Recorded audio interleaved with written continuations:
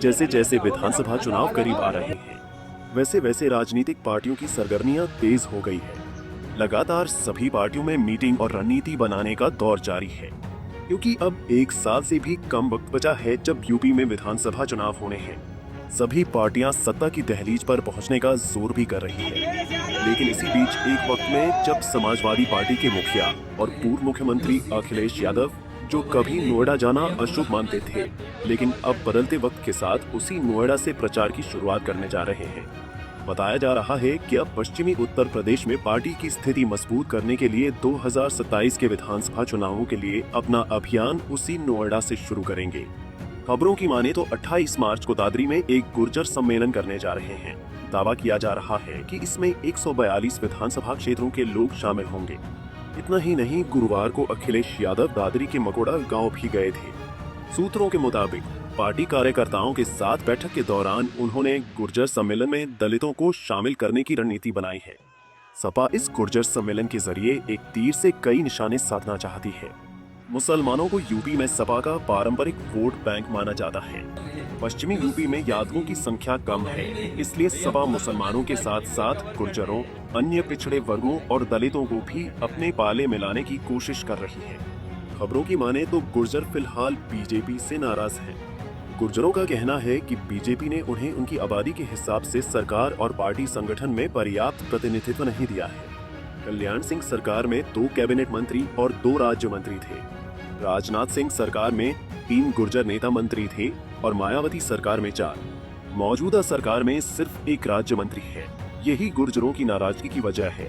अखिलेश यादव इसका फायदा उठा रहे हैं और पश्चिमी यूपी में पार्टी की स्थिति मजबूत करने के लिए गुर्जरों को लुभाने की कोशिश कर रहे हैं। उन्होंने ये काम मेरठ के सरथना से विधायक अतुल प्रधान, राष्ट्रीय प्रवक्ता राजकुमार भाटी और प्रदीप भाटी को सौंपा है। अब तक वे 65 जगहों पर गुर्जर सम्मेलन कर चुके हैं। मार्च में दादरी में एक बड़े गुर्जर सम्मेलन की योजना बनाई जा रही है।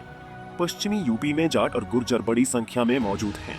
जाट ज्यादा संख्या में होने का दावा करते हैं, जबकि गुर्जरों का दावा है कि पश्चिमी यूपी में जाटों से ज्यादा गुर्जर हैं। इस इलाके की 14 लोकसभा सीटों में से गुर्जर सांसदों ने अलग अलग समय पर 7 सीटों का प्रतिनिधित्व किया है, जिनमें गौतम बुद्ध नगर, मेरठ, बागपत, अमरोहा, कैराना, सहारनपुर और बिजनौर शामिल हैं।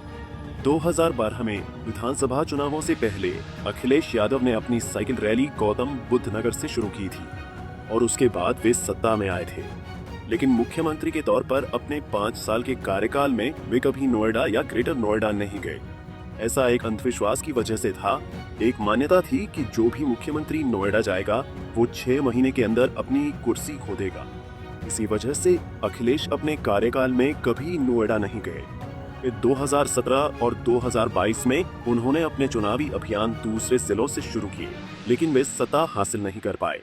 लेकिन अखिलेश यादव को अब उम्मीद है कि अगर वे फिर से गौतम बुद्ध नगर से अपना चुनावी अभियान शुरू करते हैं तो वे 2027 में सत्ता में आ जाएंगे। 2012 में इसी गौतम बुद्ध नगर से चली साइकिल सत्ता तक पहुंची थी, लेकिन 2017 और 2022 में रास्ता भटक गई। अब एक बार फिर नोएडा से शुरुआत हो रही है। देखना दिलचस्प होगा कि क्या गुर्जर सम्मेलन सभा के लिए गेम चेंजर बनेगा। क्या पश्चिमी यूपी में नया सामाजिक समीकरण तैयार होगा या फिर नोएडा का सियासी मिथक अखिलेश के रास्ते में फिर दीवार बनकर खड़ा होगा। फिलहाल इतना तय है, 2027 की लड़ाई की पहली चाल चल दी गई है और इस बार दाम नोएडा से लगा है। पंजाब केसरी टीवी के लिए लखनऊ से अश्वनी सिंह की रिपोर्ट।